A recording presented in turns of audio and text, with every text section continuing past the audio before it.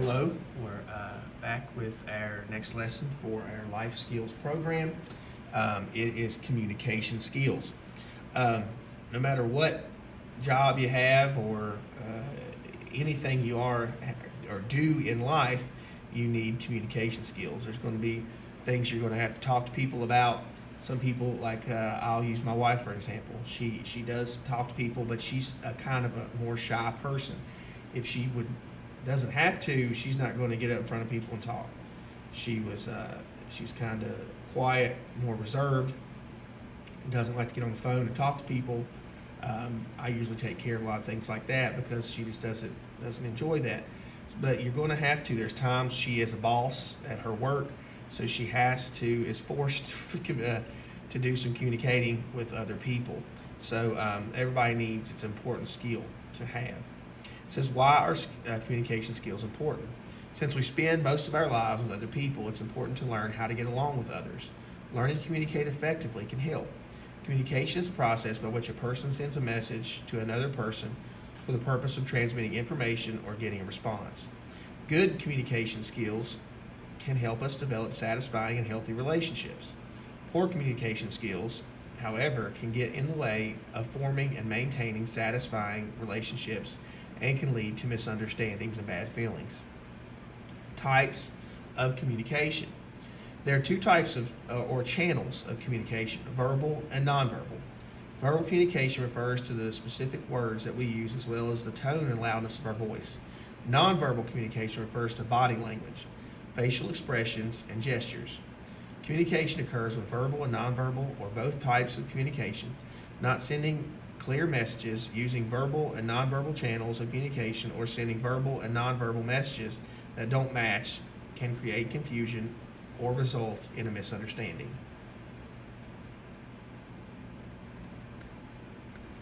Okay, I'm going to get you to fill out this paper. I will recreate it in the Google Documents. This will be your assignment for the day. We're not finished after this. There's still some stuff I want to talk about, but I want to recreate this, look at a recent misunderstanding. One, briefly describe your misunderstanding and who it was with. It could be with a teacher, parent, aunt, uncle, family member, somebody in the community. What was the cause of the misunderstanding and how did the other person feel? And number three, how can the misunderstanding be avoided? That will be your Google document today for your assignment. But I do want to continue on with our lesson here, and there's one more thing I want to talk about after this. Communicating clearly, skills and avoiding misunderstandings. Misunderstanding is a result of failure to communicate clearly. The sender communicates one message, but the receiver hears or sees a different one. Below are some simple ways of communicating clearly and avoiding misunderstandings. Practice these skills and use them as often as possible. Send the message on verbal and nonverbal channels. Make sure what you say matches how you say it. Remember, how you say something is often important as what you say. Your tone of voice, facial expressions, body position all send important messages. If you say something with the wrong facial expressions, for people hearing you will be confused. For example, if you say you're mad but you smile while you're saying it, the person you're talking to won't think that you're serious. Be specific. Say exactly what you mean. Unless you're specific, the other person may have to guess what you mean. That can lead to misunderstandings. For example, instead of saying, I'll see you Saturday afternoon, give a specific time and place. I'll come over to your house at Saturday at 1 o'clock. Ask questions. You can do this whether you're sending and receiving messages. Asking questions works well when explaining how to do something. If someone tells you something that isn't clear, you ask that person questions as a way of getting more specific information. For example, I don't understand. Can you explain that to me again? Paraphrase.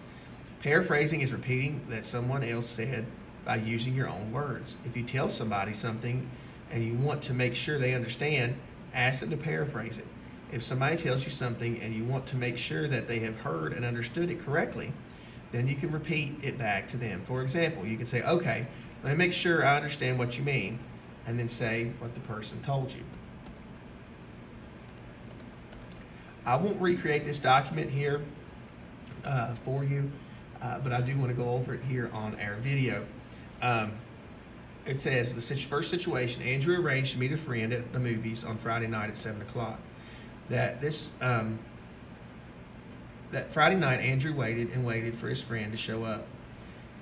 He concluded his friend had forgotten or just not bothered to meet him. Meanwhile, his friend was waiting for him at another movie theater in town, feeling disappointed that Andrew had not shown up or even called to say he wasn't coming.